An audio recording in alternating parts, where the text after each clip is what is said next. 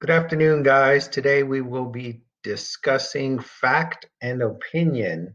Now, this goes hand in hand with author's purpose and the reason why the author might be trying to write something to talk to you about. When an author shares ideas, you can tell which ones are facts and which ones are opinions. Now, the first thing we need to decide is what is a fact and what is an opinion. If you look right here and read, a fact can be proven to be true. One of the things to look for are numbers, photos, or maybe eyewitness reports. For example, eyewitness reports would be like, Navia ran the track meet last weekend and won first place. So in that example, there were people that could see she passed the finish line first. Maybe she got a trophy. Something like Abigail won the spelling bee last Wednesday, and she would have a trophy to prove it. So those could be facts. An opinion would be someone's personal opinion or belief, personal opinion or belief, something that they think inside their heart.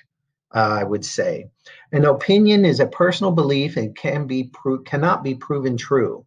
Look for I believe, I think, best, it seems to be, never, always, or probably. One of the key things that you want to do for an opinion is look for those opinion words. And I'll show you what I mean by opinion words.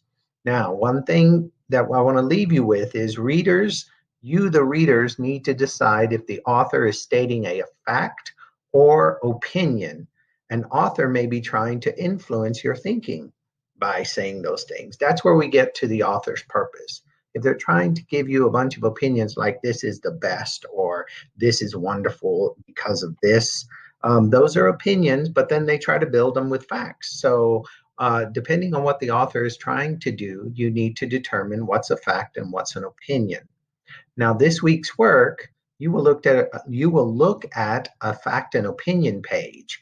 You will read this small paragraph, and then you will decide to identify two facts. Which one of these sentences shows a fact? I need two of them. And then you write those two right here. And then what is an author's opinion of running? So now here you need to decide based on what the author was telling you here, what do you think the author's opinion is? What do you think the author believes or feels in his or her heart? Then you need to identify two statements that support your opinion. Now, this one, let's look here and we will talk about what goes in these blanks. For instance, when I look at the top part, it says, amazingly, two people did just that when they successfully rowed across the Atlantic Ocean. Does this tell what someone thinks, feels, or believes? And the answer is yes. It says something. Well, you might think, well, wait a minute. What's the clue? What's the clue word you're looking for? And that clue word that you're looking for is amazingly. That is a thinking or a feeling word, amazingly. Can you prove amazingly? Can you see it? Can you count it? Can you see it on a chart? No. That is a feeling word. So you write that a feeling word right here in opinion. And then what can be proven is they successfully rode. And yes, so it is part a fact and part an opinion. It has some of those opinion words in there, but they successfully rode makes it a fact.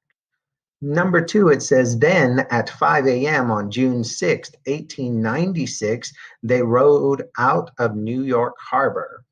Are there any feelings or beliefs here? The answer is no. There are no feelings or beliefs, and this is not an opinion, but it gives a date, a time, a location, and it is a complete fact. Let me know if you have questions regarding fact and opinion. And one more time, just in case, we are going over facts and opinions. A fact is something that can be proven true with numbers, pictures, maps, graphs. Those are things that can be factual. An opinion is something that you think or you feel inside your heart, and you want to look for those feeling words. I believe, I think, it seems, amazingly, wonderful. Those are all feeling words that you can't prove. Let me know if you have questions. Thanks a lot, guys, and have a great week.